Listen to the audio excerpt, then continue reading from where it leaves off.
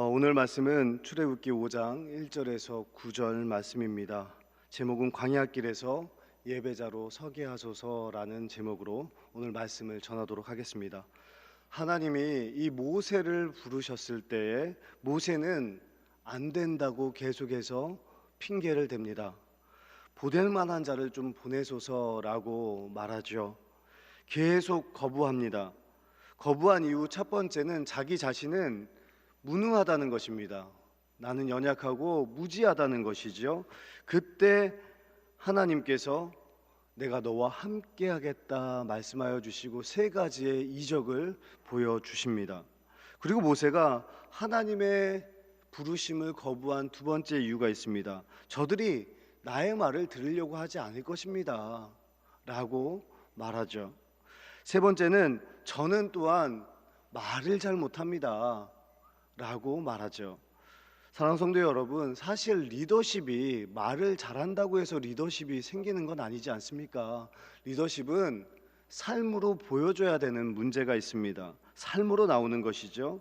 그래서 하나님께서 당장 모세에게 부족한 입술을 열어주시지 않았어요. 말에 능력을 주셔서 말을 잘할 수 있게 한 것이 아니라 누구를 붙여주십니까?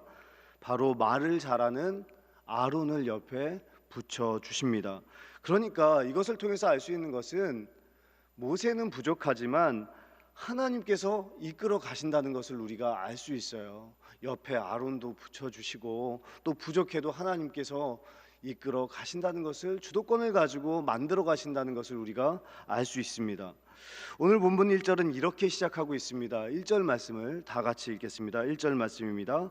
그 후에 모세와 아론이 바로에게 가서 이르되 이스라엘의 하나님 여호와께서 이렇게 말씀하시기를 내 백성을 보내라. 그러면 그들이 광야에서 내 앞에 절기를 지킬 것이니라 하셨나이다.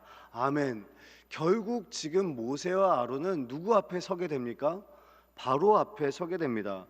여기서 알 수 있는 것은 하나님이 선택한 사람은, 하나님이 부르시는 사람은 반드시 하나님께서 사용하여 주신다는 사실입니다. 모세의 인생도 그랬고요, 신약에서 보면은 베드로의 인생도 마찬가지이지 않습니까? 예수님께서 결국 디베라 바닷가에서 내 양을 먹이라 라고 말씀하여 주시면서 예수님께서 베드로의 인생을 그렇게 만들어 가십니다. 그리고 끌고 가십니다. 오후 예배를 드리는 저와 여러분들도 마찬가지입니다. 교회 안에서 오후 예배를 드리시는 분은 거의 다 지금 직분자이십니다. 그리고 사역자이시죠. 그리고 교회 안에서 많은 일들을 감당하고 있습니다. 하나님께서 모세를 이끌고 가시듯이, 또한 베드로를 끌고 가듯이 하나님께서 여러분들을 끌고 가실 줄 믿습니다. 그런데 여기서 문제가 하나 있습니다. 내 힘으로 가려고 하면 안 돼요. 그리고 내가 주도해서 가려고 하면 안 됩니다. 교회 일을 할 때도 나를 따라오세요, 나를 믿고 따라오세요 라고 말씀하시면 안 됩니다. 예수님의 복음을 가지고 그 복음을 마음에 품고 우리의 힘을 빼야 됩니다. 그리고 예수님의 말씀을 가지고 순종하면서 그 말씀에 끌려갈 때 하나님이 일이 되어지리라 믿습니다. 여기서 그래서 힘을 빼는 게 참 중요하죠. 결국 오늘 1절의 말씀입니다. 모세는 하나님의 손에 이끌려서 하나님의 길을 이제 걸어가게 됩니다. 그리고 우리는 출애굽기를 생각하면 전체 내용을 생각했을 때 자유를 얻었다, 하나님께서 출애굽을 시켜주셨다, 그래서 탈출했다라고 단순하게 생각합니다. 장정만 60만 명, 어마어마하죠. 그리고 어린아이까지 하면 200만 명이 넘는 숫자입니다. 이 200만 명이 넘는 숫자가 하나님의 은혜로 탈출했다, 자유를 찾았다라고 우리는 생각합니다. 여러분, 일제강점기 때 일본이 그 당대에 가장 금지서로 택했던 성경의 책이 무엇인지 아십니까? 바로 출애굽기였습니다. 이것을 읽고 일제로부터 벗어나려고 한다, 그래서 금기시했단 말이에요. 초기 기독교 역사에 나와 있습니다. 그런데 여기서 자유를 얻었다는 것, 출애굽기에서 자유를 얻었다는 것이 핵심 내용이 아닙니다. 출애굽기의 주제는 바로 이렇습니다. 하나님께서 이스라엘 백성들에게 출애굽할 것을 이미 아브라함을 통해서 약속해 주셨어요. 약속의 말씀을 주셨단 말이죠. 너희 자손들이 애굽에 끌려가서 400년 동안 종살이 하겠다. 너희 민족이 출애굽하게 될 것이다. 그 다음에 이 예언의 말씀을 주셨단 말이죠. 아브라함에게 약속하셨던 그 말씀이 성취되어진다는 것이 중요한 것입니다. 하나님의 말씀은 반드시 언약을 맺으면 그 말씀은, 그 언약은 성취된다는 의미입니다. 그래서 출애굽의 가장 중요한 주제는 하나님께서 약속하신 말씀은 반드시 성취하신다는 내용입니다. 또한 두 번째 중요한 주제는 하나님께서 이스라엘 백성들에게 어떻게 구원을 허락하여 주셨는가, 행하셨는가, 또한 이방 민족들에게는 어떻게 행하시는 분이신가 하는 것이 참 중요합니다. 하나님께서 내 백성을 보내라, 그들이 광야에서 하나님께 절기를 지킬 것이다 라고 말하지 않습니까? 그때 바로가 뭐라고 대답합니까? 여호와가 누구입니까? 그래요. 그러니까 하나님을 알고 있는 겁니까? 모르고 있는 겁니까? 바로는 하나님을 모르고 있는 겁니다. 즉 하나님께서는 출애굽 사건을 통해서 그 당시 이방 민족을 가운데 대표하는 가장 큰 민족인 이 애굽, 그리고 애굽의 왕 파라오, 이 바로가 하나님을 알게 하는 것이 주제였던 것입니다. 또한 출애굽의 가장 중요한 주제는 구원의 내용이 그 안에 다 들어가 있다는 것입니다. 애굽에서의 삶은 어떤 삶입니까? 구원받기 전의 삶입니다. 그리고 홍해를 건너게 되죠. 홍해를 우리의 힘으로 건넙니까? 아니죠. 전적인 하나님의 은혜로 홍해를 건너지 않습니까? 바로 홍해를 건너고 나서 이제 성화의 삶을 살게 되지 않습니까? 다시는 돌아가고 싶어도 애굽 땅으로 돌아갈 수가 없어요. 하나님의 전적인 은혜로 구원을 받았기 때문입니다. 그리고 하나님께서는 성화의 삶을 살다가 요단강을 건너게 하여 주시죠. 하나님의 나라로 하나님께서 인도해 가십니다. 그러니까 이 출애굽기 전체 말씀을 통해서 하나님께서는 구원의 여정을 우리에게 보여주시는 것입니다. 결국 출애굽할 때 자기의 힘으로 나오지 않지 않습니까? 이스라엘 백성들의 힘으로 출애굽시키지 않습니다. 어린 양의 피가 문설주에 발라졌을 때 죽음의 영이 어떻게 해요? 넘어가게 되죠. 패스 오버 넘어가게 됩니다. 즉 죄로부터, 사망으로부터 벗어날 수 있는 길은 오직 예수 그리스도의 보혈의 피, 십자가의 대속이라는 것을 우리에게 출애굽기를 통해서 우리에게 말씀하여 주시는 것입니다. 이스라엘 백성들의 힘으로 홍해를 건넌 것이 아닙니다. 구원을 얻은 것이 아닙니다. 여러분은 3.1절을 많이 기억하시죠? 3.1절도 마찬가지입니다. 3.1절이 굉장히 큰 운동이지 않았습니까? 특별히 원래는 3월 2일 날 계획되어졌다고 합니다. 그거 아십니까? 3월 2일은 주일입니다. 그런데 그 공동대표 33명 중에 16명이 목사와 장로였다고 합니다. 그 당대에 예수님을 믿는 개신교 퍼센테이지가 1.6%였다고 합니다. 그 중에 33명의 대표 중에 16명이 개신교 목사와 장로였다는 사실입니다. 그런데 원래는 3월 2일 날 주일 날 계획되어져야 되는데 예배를 드려야 되니까 3월 1일 토요일로 이 16명의 영향력이 있었기 때문에 3월 1일로 옮겼다고 합니다. 그러면 만세운동 때문에 3월 3.1절 때문에 만세운동을 해서 우리나라가 구원을 받은 겁니까? 많은 전문가들이 얘기합니다. 그거 아니다. 그때 우리나라의 힘으로 독립할 수 있는 상황이 전혀 아니었다는 것입니다. 하나님의 인도하심이었겠죠. 세계 제2차 전쟁 때 일본에 뭐가 떨어집니까? 원자폭탄이 나가시마와 또한 히로시마에 떨어지지 않습니까? 그리고 나서 일본이 항복하죠. 이것이 우리나라의 힘으로 된 것입니까? 아니죠. 이것 또한 하나님의 구원의 여정이지 않습니까? 이스라엘 백성들과 너무나도 비슷하지 않습니까? 그래서 우리가 출애굽 사건을 보면서 200만 명이 넘는 숫자가 탈출했다, 자유했다 라고 보지 말고 하나님 안에 어떻게 하나님의 약속이 성취되었는가? 어떻게 이스라엘 백성들을 구원시키셨는가? 그리고 구원의 여정은 무엇인가? 그리고 이방 백성들에게 하나님은 어떻게 하나님의 하나님 되심을 알리셨는가? 그리고 어떻게 출애굽 사건을 통해서 예수님이 드러났는가? 이러한 관점으로 오늘 말씀을 함께 나누길 바랍니다. 이제 모세가 바로 앞에 섰습니다. 내 백성을 보내달라고 요청하죠. 바로의 입장은 어땠을까요? 바로의 입장에서 한번 생각해 보십시오. 한두 명도 아니고 장정만 60만 명입니다. 그때 비돈과 라암셋을 국고성을 짓지 않았습니까? 노동력이 얼마나 대단합니까? 60만 명인데요. 여러분 같으면 보내겠습니까? 안 보내겠습니까? 안 보내죠. 어느 왕이 이것을 허락하겠습니까? 안 보낸다 그러죠. 그리고 보내달라는 이유도 참 바로의 입장에서 생각해 보면 어이가 없지 않습니까? 왜 보내달라고 말합니까? 광야에서 그 절기를 지키겠다는 것입니다. 즉 하나님께 예배드리러 광야로 가야 하니까 보내달라는 것이죠.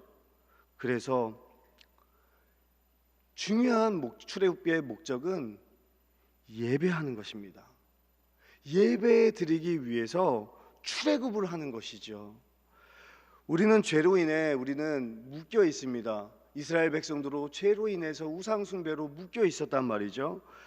하나님을 예배하지 않고 자기 자신의 이익을 위해서 살았습니다. 자기 자신을 예배했단 말입니다.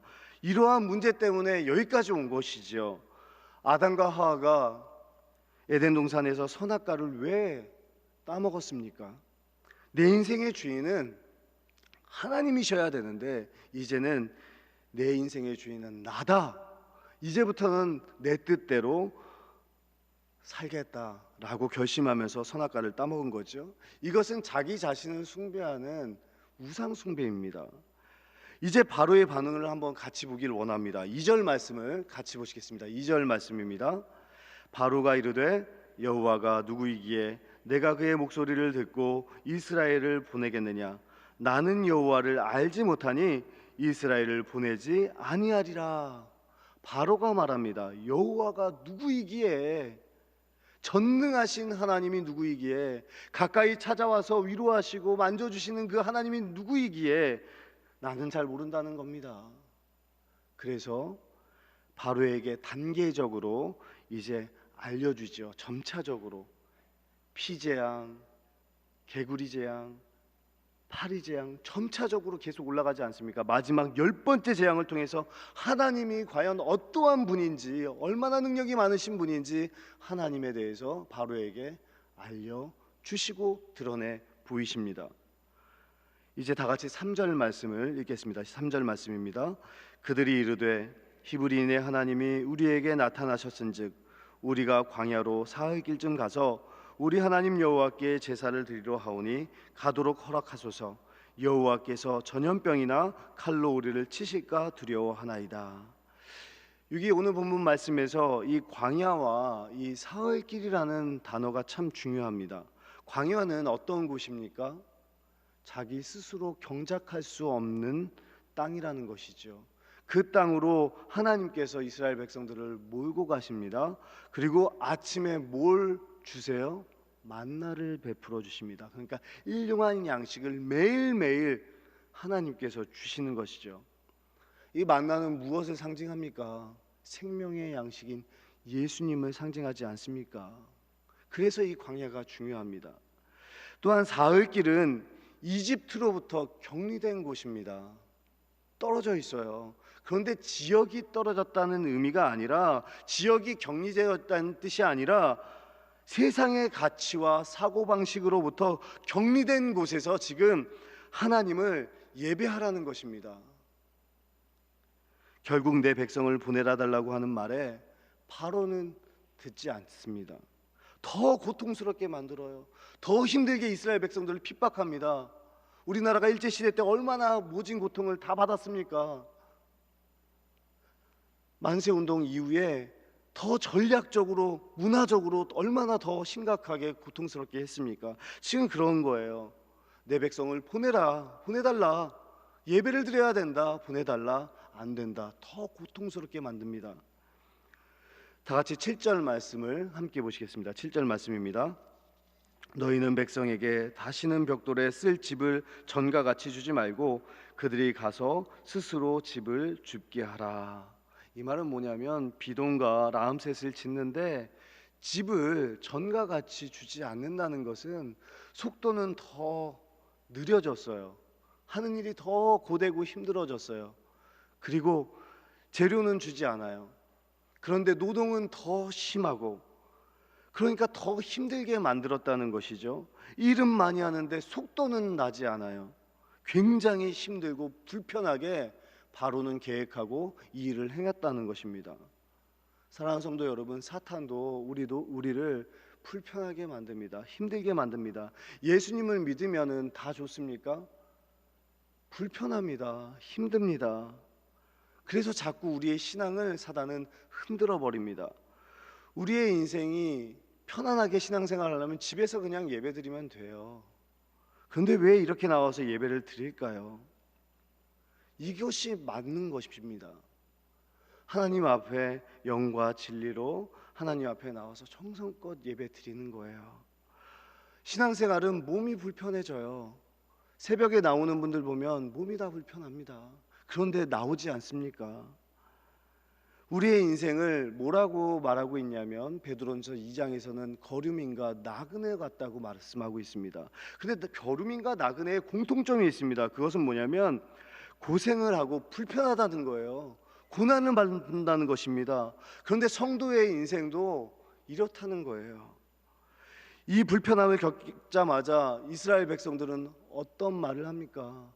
불평하고 원망합니다. 지속적으로 모세와 아론을 원망합니다. 불평합니다. 우리도 예수님 믿으면 불편하지 않습니까? 권사님들, 교회에 굉장히 자주 나오는 권사님들, 아마 주위의 아파트 주민들은 그렇게 생각할 거예요. 직장 생활하는 줄 알 거예요. 불편합니다. 이웃 주민들이 직장 생활 하시나 봐요. 속으로 교회 가서 열심히 일하는데.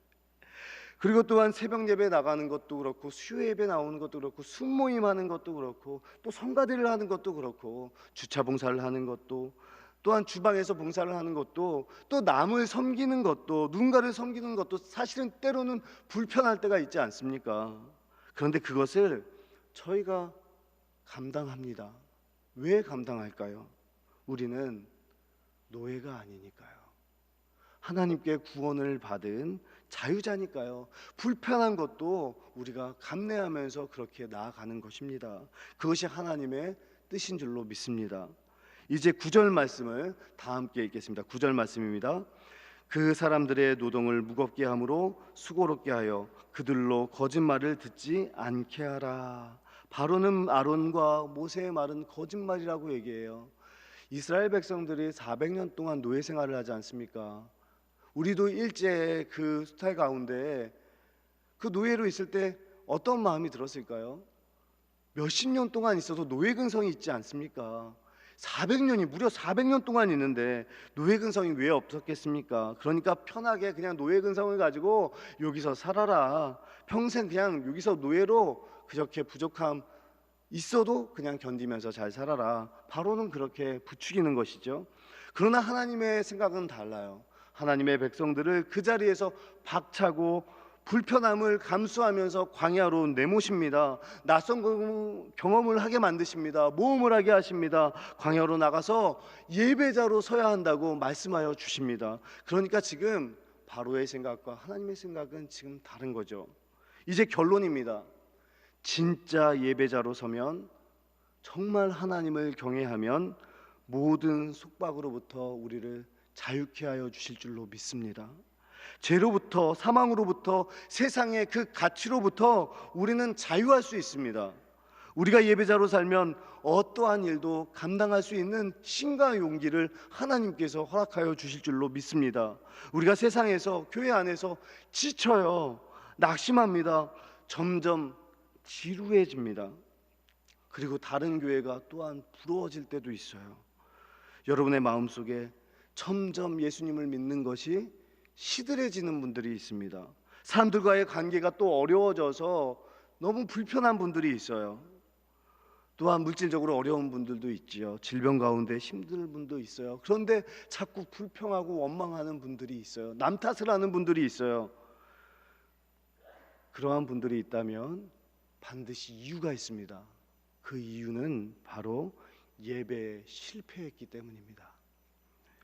예배가 바로 세워지지 않으면 우리 안에 자꾸 원망과 불평하는 마음, 남을 탓하는 마음이 생긴단 말이죠. 바라기는 우리 대구제일교회는 진짜 예배자, 예배의 본질, 내 백성을 보내라, 광야길에서 하나님을 예배하는 절기자로 세워져야 한다, 이 음성을 듣기를 간절히 소망합니다. 그래서 이 말씀을 듣고 이제 하나님이 찾으시는 그 예배자가 되기를 간절히 소망합니다. 그래서 예배를 통해서 이 광야길을 걸어가는데 힘든 일들이 얼마나 많습니까? 예배를 통해서 충분히 공급을 받으십시오. 살아갈 힘을 얻으십시오. 그러면 우리의 삶의 태도가 바뀝니다. 환경이 아예 바뀌는 것이 아니라 우리의 삶의 태도가 바뀌는 것입니다. 태도가 바뀌면 좋은 열매로 맺혀지리라 믿습니다. 3.1운동 당시 아까 말씀드렸죠. 그때 개신교 신자가 1.6%뿐이 안 되는데 대표 절반이, 민족의 대표 절반이 개신교인이었고 목사였고 장로였습니다.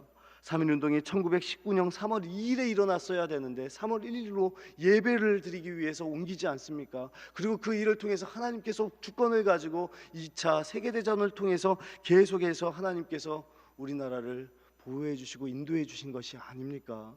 이스라엘 백성들의 출애굽 사건과 너무나도 비슷하지 않습니까?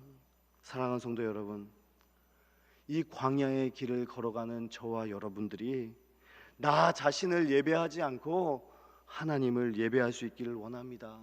하나님을 예배하고 진짜 예배자가 될 수 있기를 바랍니다. 그럴 때 하나님께서 자유함을 주세요. 자유한 사람들은, 한번 신앙생활을 잘하는 자유자들을 한번 보십시오. 믿음의 선배들을 한번 보십시오. 진짜 자유한 분은 원망하지 않습니다. 불평하지 않습니다. 알아주지 않아도 주님이 주신 사명을 감내하면서 감당합니다. 그러나 노예자는 원망해요. 시켜야 합니다. 남 탓을 합니다. 그래서 예배자로 하나님께 저희들이 서는 것이 중요합니다.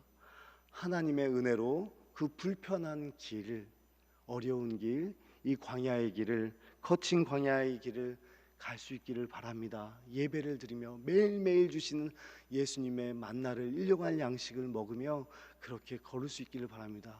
제일 중요한 건 그 거친 광야에서 예배를 드릴 때 예수님을 만나는 저와 여러분 될 수 있기를 간절히 소망합니다. 예수님께서 우리와 함께하여 주실 줄로 믿습니다. 기도하겠습니다. 하나님 아버지, 감사합니다. 오늘 이 시간 우리의 광야의 길을 걸어가면서 하나님을 예배하는, 하나님께 절기를 지키려고 광야로 내보내달라고 말했던 하나님의 백성들처럼 우리도 그렇게 이 광야 같은 이 절박하고 거친 광야의 길에서 예배를 드리며 예배자로 살아갈 수 있도록 하나님 인도하여 주옵소서.